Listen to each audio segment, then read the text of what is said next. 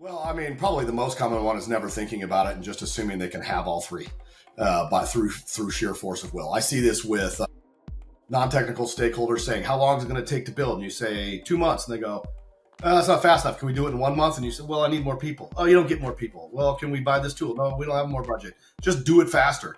Like that kind of thing, I think, is the big mistake as an organization. As the dev team, some of the mistakes they make when they're kind of reasoning about the iron triangle are things like treating quality as kind of optional or afterthought. Man, let's just whip this out. We'll clean it up in V2. I think that's a mistake that never really pays off. As we like to say around here, there's nothing more permanent in software than a temporary solution. So that's a mistake that's going to bite you in the long run, acting like that. I think sometimes teams just forget what I would call the basics of calculating the TCO, the total cost of ownership. If you're going to hire a contractor to build a thing and you just go for the cheapest dollars per hour because that makes it cheaper, you're really ignoring all of the other downstream side effects of this choice. You can't just only look at the rate per hour. Forgetting the basics of calculating TCO by just focusing on the dollars per hour or the spend to build to your first milestone, you're conflating the short-term first milestone with the total build and ownership costs. You're confusing it works with it's done. Forgetting that software takes maintenance and operations, and you're going to have security compliance and regulatory compliance. If you run in Europe, you got GDPR.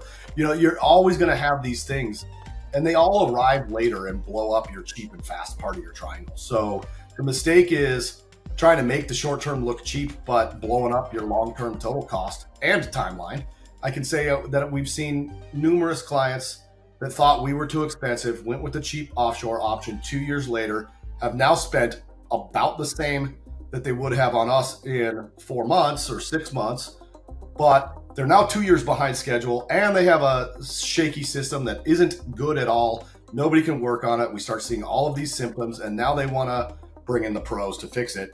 And the pros are going to say, well, that original quote is now 2x because now we got to undo all this mess, right? So making those mistakes to just totally forego the total cost of ownership for a short-term feel-good win, I think is one of the big mistakes. Now that said, there's certainly times to favor the short term over the long term. I'm not saying that. Sometimes it's a market opportunity. Sometimes it's we just got to be as cheap as possible to test a market thesis.